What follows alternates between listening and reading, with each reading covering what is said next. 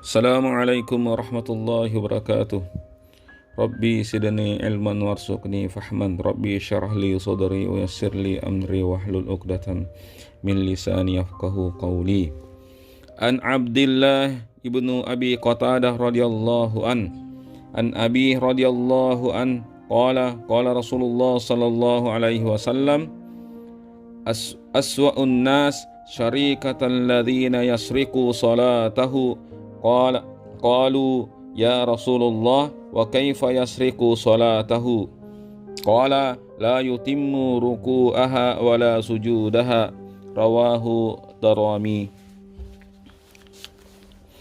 Dari Sayyidina Abdullah bin Abi Qatadah radhiyallahu an, dari ayahnya radhiyallahu an, yang mengatakan bahwa baginda Rasulullah sallallahu alaihi wasallam bersabda, seburuk-buruk pencuri ialah seseorang yang mencuri salatnya.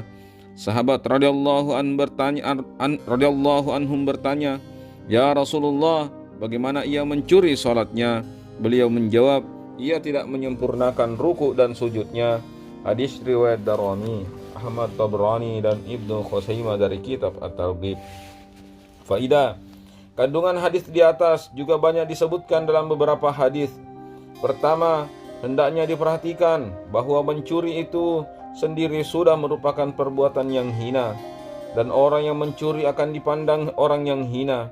Kedua, dalam pencurian ada bentuk pencurian yang paling hina, yaitu tidak menyempurnakan ruku dan sujudnya ketika sholat, seperti sabda baginda Nabi SAW di atas. Sayyidina Abu Darda radhiyallahu an mengatakan bahwa baginda Rasulullah SAW pernah memandang ke langit lalu bersabda, "Kini waktunya ilmu akan dicabut dari dunia." Pada waktu itu Allah Subhanahu wa taala menampakkan kepada baginda Nabi sallallahu alaihi wasallam bagaimana ilmu dicabut dari dunia. Sayyidina Ziyad radhiyallahu an bertanya, "Bagaimana ilmu akan dicabut sedangkan kita masih membaca Al-Qur'an dan kami juga mengajarkan Al-Qur'an kepada anak-anak kami dan anak-anak kami akan mengajarkannya kepada anak-anak mereka dan begitu juga seterusnya." Baginda Nabi SAW bersabda, "Wahai Ziyad, dulu aku menganggapmu sebagai orang yang paham. Kaum Yahudi dan Nasrani juga mengajarkan Taurat dan Injil. Apakah hal itu memberikan faidah kepada mereka?" Setelah mendengar hadis ini, seorang murid Sayyidina Abu Darda radhiyallahu an pergi kepada Sayyidina Ubadah radhiyallahu an lalu membacakan hadis Sayyidina Abu Darda radhiyallahu an tersebut kepadanya. Sayyidina Ubadah radhiyallahu an berkata, "Abu Darda benar. Maukah aku beritahukan yang pertama kali akan dicabut dari dunia? Yang pertama kali akan dicabut adalah kehusuan dalam salat. Kelak engkau akan melihat di dalam suatu masjid yang penuh dengan jamaah, tidak ada seorang pun yang khusyuk dalam salatnya." Sayyidina Huzaifah radhiyallahu an yang dikenal sebagai penyimpan rahasia Nabi berkata, yang pertama kali akan dicabut dari dunia ialah khusyuk dalam salat. Dari kitab Durrul Mansur. Sebuah hadis menyatakan bahwa Allah Subhanahu wa taala tidak memperdulikan salat seseorang yang tidak menyempurnakan ruku dan sujudnya. Hadis lain menyebutkan ada seseorang yang salat selama 60 tahun namun tidak ada satupun salatnya yang diterima Allah Subhanahu wa taala, karena kadangkala dalam salat dia rukuknya sempurna tetapi sujudnya tidak sempurna, atau sujudnya sempurna tetapi rukunya tidak sempurna. Sayyid Mujaddid Al-Fithani rahmatullah alaih menulis dalam surat-suratnya tentang pentingnya menjaga salat.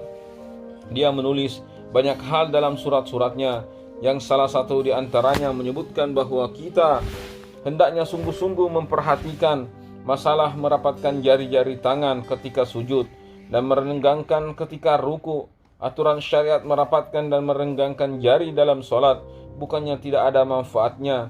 Bahkan amat penting kita memperhatikan adab-adab seolah-olah kecil ini.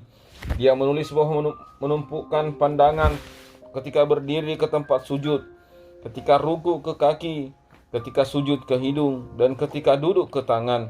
Ini menyebabkan kehusyuan dalam solat dan memudahkan mendapatkan ketawajuhan.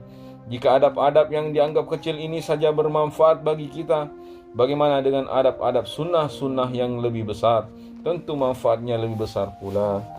Alhamdulillah, itulah tadi fadilah tentang salat yang tidak sempurna, sujud dan rukuknya adalah bentuk pencurian yang paling hina dari kitab Fadilah Salat. Semoga apa yang kita dengarkan Allah berikan kita kepahaman, bisa berkesan dalam hati, dan kita niat amal dan sampaikan. Bersedia insyaallah? Bersedia insyaallah? Insyaallah.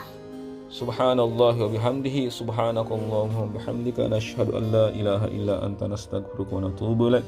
Assalamualaikum warahmatullahi wabarakatuh.